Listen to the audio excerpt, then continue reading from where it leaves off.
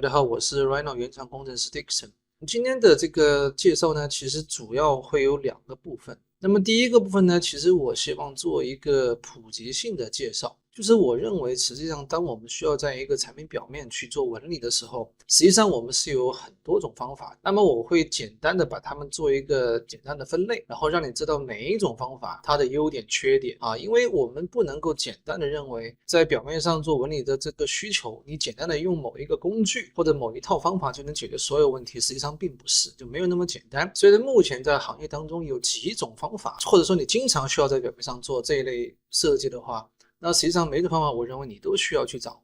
这样的话你才可以灵活的或者更好的去发挥出它们的一些效用。反过来讲，事实上没有一种方法是目前来看是有绝对优势的，或者它们互相有很好的一个互补的作用啊。包括我们今天主要讲的这个 Shape Map， 实际上它也是在某一种情况下你会发现它会特别好用啊，而其他的一些情况下呢，你会发现它可能也有它的一些限制在当中。而当这些限制出现的时候呢，你可能用一些传统的方法，它可能本身又是一个很好的解决方法啊。所以呢，我前面会先简单介绍一下这个部分。好，那么来看一下，现在在我的场景里面有几个手机的这个壳，就有点像 iPhone 的这后盖，很光滑的一个壳。那么这几个壳呢，其实样子上稍微有差别，但是形状不是重点。重点是什么呢？是他们的做的方法。那做的方法会导致这些形状它背后的结构会不同，而这个结构不同呢，在我们的很多的表面做纹理的方法上就会产生一些差别。那其实我现在在这个例子里面，我主要想让你看到的是我们用的一个最常用的方法，就是 Rhino 里面的叫做沿曲面流动的这种方法，在表面去贴一个纹理的时候，你的不同的这个形体的结构啊，主要强调它的结构，不是它的形状，是它的结构对它产生的影响。那么现在因为我是把线框关掉的，所以你是看形状来讲是没有什么区别的。那么我现在把它的线框打开，你会看到它们的上面的这些线条，其实这些线条呢是表面的曲面上的结构线。首先从这个结构走向上，你看到它们是不同的。那么具体来讲有什么不同呢？我觉得可能对于一些对 Rhino 不是特别了解的用户来讲，他们可能只是看这个网格，看这个线的走向，可能不一定能看得很清楚。那么我们来简单的来了解一下啊。那么我这几个当中，其实左边的这4个全部都是一个面，右边的这个是好几个面平的。好，那我们先看单个面的。那么这个是单个面最常见的。那以这个形状来讲呢，因为面的结构一定是方形结构，但是以这个形状来讲呢，你看它这边是一个圆角，对不对？那么因此我怎么样用一个标准的方形结构去描述这个形状呢？因此实际上对于手机壳来讲，它就是一个非常典型的这种形状，因为我们会想很多方法去模拟这个形状，每一种方法都有它的巧妙的地方。那么比如说以我们现在这个来讲，它怎么做的呢？关键看这个角落，就角落它怎么做成圆的。那么其实以这个结构线上来看呢，其实在这里呢，它的方法，我把控制键打开，其实它还是有4个角，但它怎么样让这个角看不到呢？它在这边把这个角落这个点把它塞到里面，让这3个点在一条直线上，那么这个时候两端都是相切的，那么这个角落点就看不到了。那么这种方法呢，其实是一个巧妙的方法，让你用一个单面就能完成它，而且它内部的这个 UV 走向还是很不错的，所以这是一种在我们传统方法来讲，它这个很不错的一种方法。再看下面这个呢，跟左边这个呢，其实有点类似。你看 UV 的走向都差不多，但它们区别在哪里呢？还是区别在这个角。这个曲面呢，它也是一个单面，但是它是被切过的。它的角落的处理方法呢，它不是像刚才这个是把一个点，把角落的点把它塞进去。我把空间打开啊，大家来看一下。其实这功能看起来有点奇怪，所以要不这样，我把这个面 untrim 一下，我把这个角落 untrim 一下，对不对？你会看到实际上这个面它其实就是一个标准的面。啊，上面2个我不弄了啊，其实它有个4个标准的角点，然后呢，我再把它横向的切掉，这样它就会形成一个自然的一个切掉的边，这样圆过来，是通过这种方式来实现，这也是特别常见的一种做法。所以呢，它们的区别要搞清楚。再看第3种，像这个呢，可能看结构线特别清楚的，它就是环绕型的，对不对？中间一个收缩点，一根断面线沿着这个外围的螺线绕一圈，形成这个形状，所以它会有个收缩点。好了，再看这个呢比较特别啊，这个可能不是太常见的这种做法。这种方式你看结构走向，你会觉得很奇怪，它的结构线怎么会是斜的？其实呢，这个模型它也仍然有4个角点，但它的角落不在这个角落，而在这个边的中间，在这里。看这里有一个点，这里分别有，对不对？这个点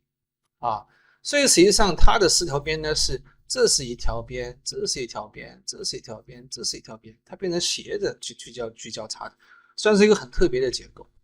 好吧？但它也能形成类似的这种形状，也是不错的。好，那其实我觉得当我们在用 Rhino 的时候，其实有很多玩家就去玩各种形状，看我能不能做出一个更巧妙的、更有趣的一个造型，这些都算是比较特别的做法。那一般标准做法其实还是很传统，中间做一个面或者几个面吧，反正就是一个弧度不太大的面，因为它到了边缘它会卷下去，所以到边缘它会再补一个面，对不对？所以这种方式呢，可能是一个最传统也是最标准的方法。那么因此呢，它呢是好几个面拼接而成的，所以呢里面的面和外面的结构线的走向是完全不一样的。所以总的来说，这几个形状呢，如果你不看结构线，你认为它们的形状是没有什么区别。但是当我们用到流动的方法去对这几个不同结构的面去做这个纹理往上贴的时候，你发现没有一个方法是真正理想的。所以在这里你会看它的限制，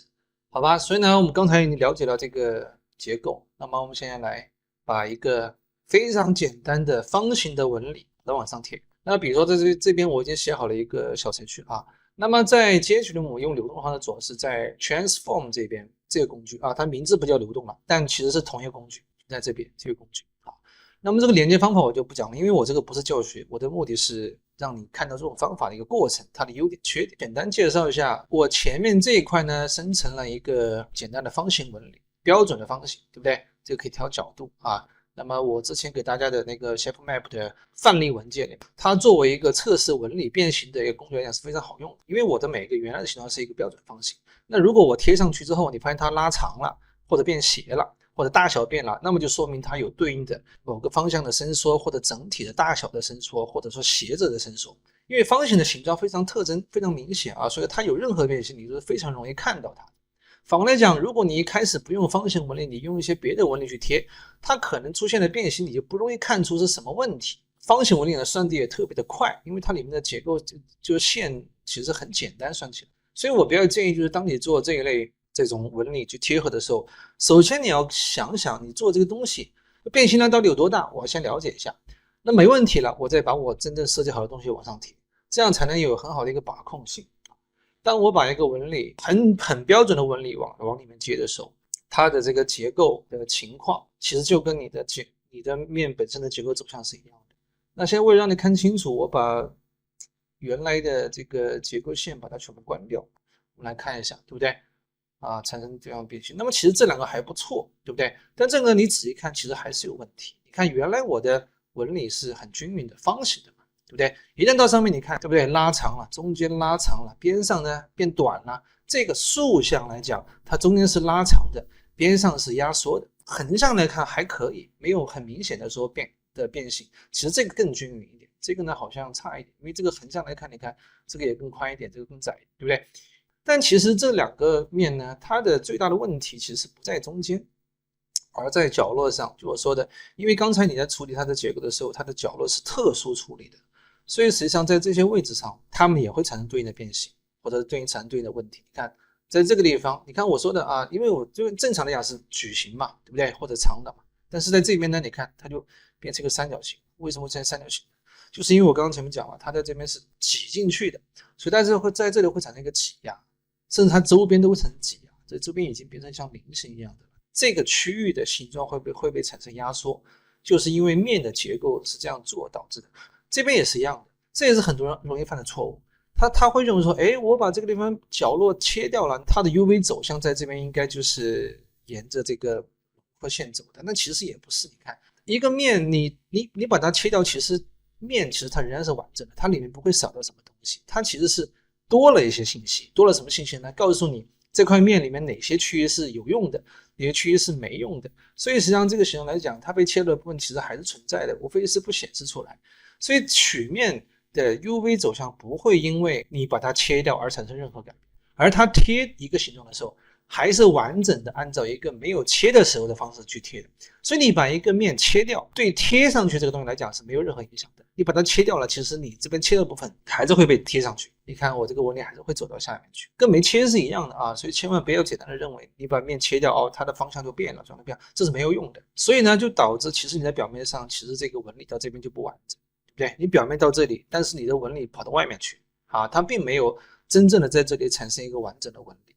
那像这种就更不要说了，对不对？很明显产生非常大的变化，这个也是一样的。那么再看最后一个，实际上我在这篇文章里面的一些演示当中，我们用的主要是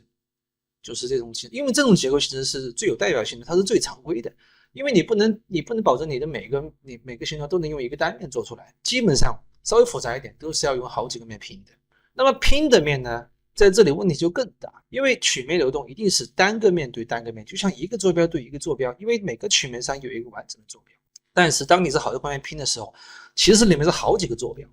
合在一起的啊，但它们又不能真正融合在一起，就好像你看到这个结构线里面是横竖，外面是边上一圈围绕的，它们不能够很好的成融合。所以呢，当你去对这种叫做多重曲面或者 BRAP 去贴一个纹理的时候，它最后贴上去的效果也会跟你看到的结构线是一样的，在这些边缘的地方，它就不能产生很好的一个对接，甚至是错开的。而且在接曲面的话呢，如果你硬去把一个 BRAP 接进去的话呢，还会出现一个很奇怪的状况，就像现在你刚才没看到啊，比如说像这个我单独接进去，你来看一下，奇怪的是，刚才前面几个你贴进去它都有效果，但是当你现在去贴最后一个的时候，你发现，怎么跑到底下去？怎么贴到平面上去了？在接曲面，它其实数据类型之间都有一个转化。那么当你把一个多重曲面接到 surface 里面的时候呢，它会试图帮你去转化。那它怎么转化呢？它会去把你的整个 BRAP 的边缘外边缘轮廓提取出来。那么我正好，因为我这个形状的外边轮廓是个平面的，那它就把平面的这个轮廓线呢去做了一个平面填充在里面。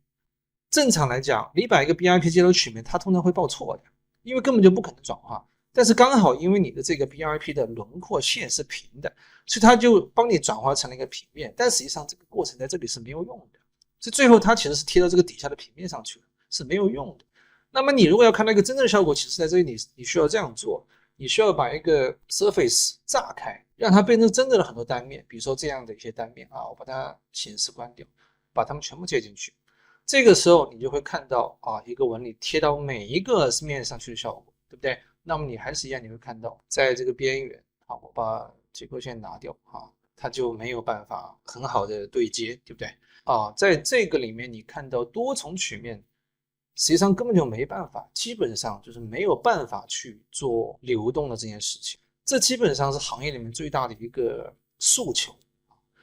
因为我在 Rhino 原厂10几年，我刚到 Rhino 原厂的时候，我们经常去鞋厂。他们天天跟我们说我们要跨面的工，因为鞋底非常复杂，它不可能用一个面做，它好多面拼起来的，它要在上面去做一些纹理，根本没法做。这种建模方法 Rhino 这种建模方法，它的每块面实际上是个方程式，那你每个面它有自己的方程式，它是没办法在上层去融合的，所以实际上跨面这个需求根本是不可能实现的，在我看来。当然我说这个话可能绝对了，可能再过20年有可能真的实现了，保守讲也是非常非常困难，就难道我们觉得这个东西根本就不是一条能走得通的路。所以呢，实际上我们今天要讲的这个 shape map 呢，实际上就是从另外一种角度作为切入点去解决怎么样在一个多重曲面上能够把一个完整纹理贴上去的这么一个问题。所以你从这里你也大概就了解到 shape map 的一个什么时候会用到它，就是其实就也简单讲，就是我们传统的方法，我们做好的一个模型里面有很多块面拼接的，那都会导致后面当你去要用到流动方法往上去贴的时候，你的这个纹理会出现各种各样的问题。所以在这里呢，你其实看到了流动这个方法的一些缺点和一些限制。那么我觉得如果你是一个有 Rhino 使用经验的人，你可以很全面的看待这个问题，你其实可以知道流动其实是非常强大的，但是它确实有这样的一些缺点，对不对？但是可能对于一些初学者来讲，你如果只是看了我前面讲的这些内容，你就会觉得说，哦，好吧 Rhino 里的这个流动的工具真的是那么多的问题，一点都不好用，对不对？然后呢，你就试图一定要去用一个更好的工具，以后就不要再用流动了，简单讲。但这样子讲的话呢，其实就是一个误解啊，因为流动我认为是你不可替代的工具。我现在让你看到只是它的一些缺点，但它的很多好处我还没有讲。其实我今天的目的不是想去讲流动啊，但是我觉得我既然讲了它的很多坏话，那我也要讲讲它好的地方，对不对？让大家知道，实际上当你要去在表面上去做这些纹理的时候，其实你不能简单的认为有一个工具就可以解决所有问题。虽然说流动在做纹理的时候会有这样的一些限制，但实际上它的这个特性呢，也有很多好的地方，对于我们做设计来讲是不可或缺的。所以我现在给大家看几个非常简单的案例啊，让大家了解到其实流动是非常非常有用的，是 Rhino 的一个非常厉害的工具。好，来看一下，比如说这里我有一张图片啊，这个图片里面其实是我们 Rhino 原厂课程里面的，在讲 Rhino 课程里面的时候，在讲怎么样在表面做纹理的时候的一个非常小的小案例啊，让大家了解这个曲面流动的一些非常有技巧性的用法。那刚才你看到我刚才前面一直在讲说，流动其实它因为是用的是曲面的 UV 坐标去产生定位的，因此呢，你如果需要贴纹理的时候，你发现它始终好像很难得到一个完美的结果，对不对？但是我们其实反过来可以拿它作为一个非常好的设计工具，就好像你现在看到这个图，你认为一看好像是参数化的效果，有变化的很多根线，这个你用手画也不好画。但是呢，我们用 Rhino 就可以直接去做，而且也非常快速，甚至比参数化更快。就是我们其实像这些线一开始是直的，那我们在这些线背后蹭一个面，而这个面呢，它的 UV 结构我们是可以去通过调整它的控制链去改变它的。对，那么我们只是需要简单的把曲面打开，把它里面的 UV 结构稍微调一调，简单讲，故意弄乱一点，我就可以用这个结构去影响我的这些线条，来产生一系列的这种变化。觉得其实是同一个工具啊，它的这些特性有好的一面，也有不好的一面。那么我觉得好的一面你就要去发扬它，而不好的一面呢，你就要去避免它，对不对啊？所以我觉得我们现在要给它说点好话。我们再来看第二个，好，比如说这里也有一个例子，实际上我刚刚前面讲了，我说你利用到曲面的 UV 结构去贴纹理的时候，它会变形，不好用。但是有的时候我其实就是要它变形啊，因为有很多形状来讲，其实它的形状本身就很奇怪。如果这个面它本身的 UV 结构能够跟这个形状能够有一个很好的对应，那我用它的表面的 UV 坐标去产生合理的变形，本身可能会是一个特别好的一个解决方案啊，就好像这样一个桃心的一个形状啊，我先把这个线先拿掉对不对？这样一个封闭结构的，而且封闭结构其实我等一下会讲啊，其实封闭结构是没办法做展开的。所以反过来讲，像一个封闭结构，如果你不对它做处理，你要用 shape map 或者类似的工具，其实是根本没法处理。那么像这样一个形状，本身就比较异形一些，或者比较不是那么常规一些啊。那么你要在表面产生非常好的一个纹理，能够去贴合住它，最好的方法就是用它自己的表面坐标。当我们要在表面做纹理的时候，你首先应该想到的是用曲面流动，因为你形状一旦做出来，它表面就有这个坐标系统。那如果这个坐标系统本身是能够跟这个形状有很好的吻合度的，你用它当然是最好的，它应该是你首先想到的。如果它不好用了，你才应该想到别的方法，不要舍近求远嘛。你可以这样想啊，如果没有 UV 坐标这样的功能，那么我现在要让你用别的方法，在这么一个完整的360度包覆的形状里面要贴一个纹理上去，非常非常非常难，真的。UV 结构本身它就提供了一种功能，在表面做定位的功能，我们也可以利用它的这种本身就有了这个功能，去得到一个自然而然的一个很好的结果。所以这里呢，其实你看，我就做一个方形的一个纹理，对不对？把它往上贴，它自然而然就能形成这个结构，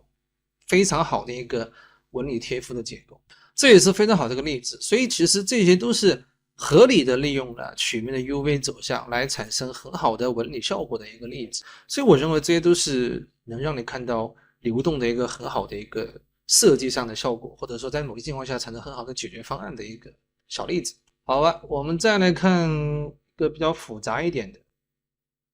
比如说这个例子里面，我们当时发布的那个 ShapeMap 里面有张顶图，这个图里面呢，我们其实是贴了一个圆形上去，而现在这个呢，我们其实贴的是个菱形，因为它是玻璃的形状。这是个很土豪的楼，就是那种中东那边的石油国家阿布扎比那边的一个非常酷炫的楼。其实它2栋楼，一个横的，一个竖的，它在顶上做了这么一个顶盖，这个顶盖呢是玻璃的，可以翻转的，就非常非常的酷炫啊。其实整个顶盖就是好看，但是它让你整个东西特别有美感，特别有设计感，就变成一个地标啊。那么它到底特别在哪里呢？实际上简单讲，我说了，其实我们在表面上要设计一个纹理要做一个纹理，很多时候我们的第一个要求是它要均匀，因为均匀的话我们才好控制啊。我们的 Rhino 原厂课程一直在强调参数化，你要学什么？你要特别注重你对它的控制性。一个东西出来，我可能有很多地方我需要调整，你怎么能够实现各种各样的调整都能够融合到里面去，这样你才能够把设计做好呀，对不对？那么在这里呢，你看它整体是比较均匀的，但是呢，它跟传统方法一个很大的区别就是，你注意看它的边缘也是非常好的，边缘这是最大的一个不同，就是它这个纹理它能够很完整的覆盖在整个表面，并且它的边缘也都是很完整的。那么这个也就是很大的不同，就是在这一点点的不同上，就可能反映出做法上的很大的不同。你看我刚才Shaper Map 里面发了张图的话，你看到其实这些圆，其实它贴的也挺好的啊，但是呢，它的边缘就是不完整，对不对？而且对于圆来讲，其实这个形状感已经弱化了。如果你是菱形是三角形，你边上碎掉，会变得非常难看。就这个从设计感上来讲，就是第一个它特别容易让人注意到边上不完整，第二个呢很难看嘛。对，如果它不是太难看，那也没关系了，很难看，就好像你做一个东西没做完，边上拿剪刀剪掉了，边上你也不包一下，也不处理一下，对不对？当然，在参数化里面，你可以用别的方法，你可以让它渐消，大小的渐消，对不对？到边缘就消掉了，来避免这个问题啊。但有的时候，就像你现在这个东西，你是玻璃的，你不可能玻璃到边上没有了吧，对不对？那么我就希望它是完整的。一旦你有了这样的要求，你会发现整个东西的难做的程度就会非常非常的高啊！这个例子是我们10年前做的，当时也没有参数化，也没有像现在我们 Rhino 课里面讲的什么 ET 啊，或者这种表面的纹理的这样的一些插件。那我们当时怎么做的呢？其实在这里我们就用到了，首先第一个，我们肯定是用到了流动。第二个呢，实际上没有什么太好的办法，我刚刚讲了，我们要用流动，那么我就希望流动上去的面的纹理能够很均匀，那我怎么办呢？我就要做这样一些曲面，它第一个形状是这个形状，第二个呢，它的 UV 结构一定要能接得上，一定要能够对接上，第三个形状要很光滑，第四个里面还要很均匀，这个是一个非常高的要求。所以当时我们为了做这样一个网架，我们大概花了1周的时间，就是把它的表面给做出来。所以实际上在原来的做法当中，这个是很花时间，而且也很考验你的曲面造型的功力的。那来这边来看一下，像这个形状，为什么我要拼成这个样子呢？因为整个这个形状，如果从 UV 走向来讲，它是连贯的，对不对？你看这样走一圈，这样过来 U 方向或者 V 方向是连贯的，是能够对上的。这样它的纹理才不至于错开，因为你去贴的时候，我刚讲了，一个面贴一个面，如果你好多个面拼的，如果你的 UV 结构走向不一样，那么它的任何一个位置都会产生对应的纹理是错开、断开、走向不同，那个是一点办法都没有的。所以你必须要首先你要设计整个形状，这个形状能够用很多完整的面拼起来，并且它 UV 走向是一致的，很好的。首先这个框架结构你要设计好，第二个你去做的时候，你还要把它们全部做成结构是对应的，而且走向还要很均匀，所以还有很多曲面上的技巧方法来最后来得到这么一个很好的结果。但一旦这个结果得到了，你要往上贴就非常非常容易，你要换什么往上贴它都非常好。所以最后呢，在这个例子里面，其实我们也仍然是用到了流动啊，但是因为我们的整个形状来讲，它都是完整的面，所以它的边缘都能守得非常好。我就是一个方形的面，就像刚才一样，方形的面往上一贴，它自然就能很好的贴合住你的整个这些边缘的轮廓啊，这样来得到一个非常好的效果啊。所有设计上的东西，就看你对它的要求是什么样的。因为有的时候，如果你对这些东西不是太在意，因为我现在发现好多做建筑的一些设计，他可能会花一些时间精力去设计一个外壳顶盖或者说表面吧啊，然后呢就把一些几何纹理往上贴嘛，对不对？那这个时候有很多我发现他们在边上就不做任何处理，就是碎掉了，说实话很难看啊，就感觉这个东西到了边上就是个遗憾。那我讲这些东西呢，我其实也都是希望强调我们实际在学 Rhino 或者或者参数化的时候，你都需要注意的问题点就是，因为我们看到有很多外面的案例，一些教学的案例，实际上它都是避重就轻，就是把一些真正难的地方把它避掉了，让你感觉这个东西又快速又好看。但是真正难的地方，实际上就是在那些你不是一眼就能看得到的地方，会是一个很麻烦的一个，在技术上是很难处理的一些地方啊。而这些地方其实你真的要达到那样的要求，其实都有时候都会需要用到一些非常规的办法，或者说一些把很多我们的常规方法要能够很灵活的结合起来，才能达到一个好的效果的一些方法。当然，以这个例子来讲，现在我们有更多的手段，比如说我们可以用我刚讲的eVload tools 的方式去在网上去贴，我们可以用 Congru 把一个在上面虽然有点变形的纹理再去优化它。但是有些问题，我认为你一定要用人的方式去解决。你发现目前这些工具都严格依赖于我刚前面讲的，你的一个基础网架，它本身是不是合理？就它的基本网架决定了整个东西的结构好不好，整个结构好了，你去优化它，你有很好的优化空间。但如果它之前的结构就不好，你是没有办法去在后面去处理它。就好像我刚刚前面讲的，就是这个框架，整个面的这个框架，我现在到目前来讲，我仍然认为其实没有程序能够帮你去算的那么好，你还是要依赖于人力，依赖于你对这个东西的理解，它的美感啊，去找到一个很合理的空间结构啊，把它设计出来。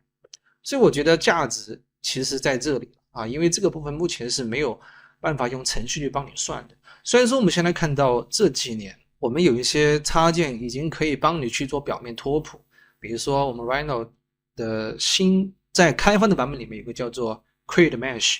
它可以帮你把一个很混乱的一个网格面重新用方形面去拟合，而且拟合的一些分叉点的位置是非常好的，已经让我们感觉很惊艳了。但是实际上，在我看来，它仍然不能替代手工去，或者说我们人工对这种东西的一个设计。所以在这个例子里面哈，我们仍然要用到曲面流动来帮你解决这个最难的问题，就是我怎么样让这个纹理的边缘能够很好的贴合整个形状。虽然说 ShapeMap 目前在 GH 里面已经是非常棒的一个能够帮你去贴合的工具，但是都做不了这件事情。你没办法提供你人在这里反映出来的这个智慧或者价值。我们再来看一个，我找对，这个也是个建筑例子啊。我主要在这边找一些建筑，因为建筑上的一些例子可能会相对来讲，它的需求会有点偏门，会有点特殊啊。而且我们也确实是找一些特别难处理的这种模型来讲，因为这些例子其实也是我们 Rhino 课里面的一些案例。在 Rhino 课里面我们会讲很多这种特别偏向于技巧性的一些东西啊，一些综合应用。那么以这个例子来讲呢，顶上的那个面我先拿掉啊。其实在这里面呢，我们用到了流动的方式来处理它的这个框架结构，而且是结构啊，它的空间上是好几层，它不是一个单一的一个表面，它是好几层的。我们其实是用流动来处理这个过程的。那么一开始呢，它是有一张面的，就像你现在看到这张面。那么这个面呢，其实因为它的形状起伏非常多，它还有很多孔，还有很多这种洞，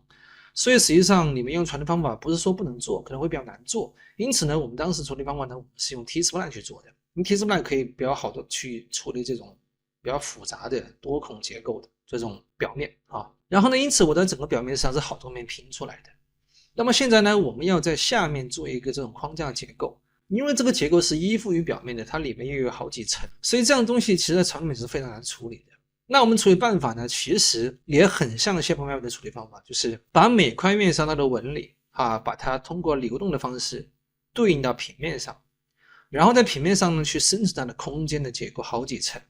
然后再把平面上的这个结构呢再把它流动到表面上去，然后再底下产生真正的空间上的这个结构。所以在这里面其实你会看到，我们有时候会用流动去做一些非常奇怪的事情，就是把它的优点，把它的特性能够最大化的把它发挥出来。我刚刚前面讲的这些都是让你看到，虽然说 Rhino 里的曲面流动它有那种跨面的限制，但是它本身就是依附于曲面走向产生表面定位的这个方法，是一个非常非常有用的工具在设计层面上，或者说在很多的实际的问题上，我们都用这种方法来解决了很多看似很难去处理的问题。所以它是一个非常有用的工具，我希望大家能够看到它的长处，看到它的短处，能够全面的去了解它。那么总结一下，对于权重工具来讲，它实际上是 Rhino 的一个非常重要的工具，它有非常强大的功能，但它也有一些限制。所以呢，我们的 Shape Map 实际上就是针对这种限制来讲，Shape Map 它可能会是一个很好的一个互补性的一个工具。所以接下来呢，我会演示一下 Shape Map 在处理这一类问题的时候的一些特性让你知道 Shape Map 在什么情况下很适合用到它。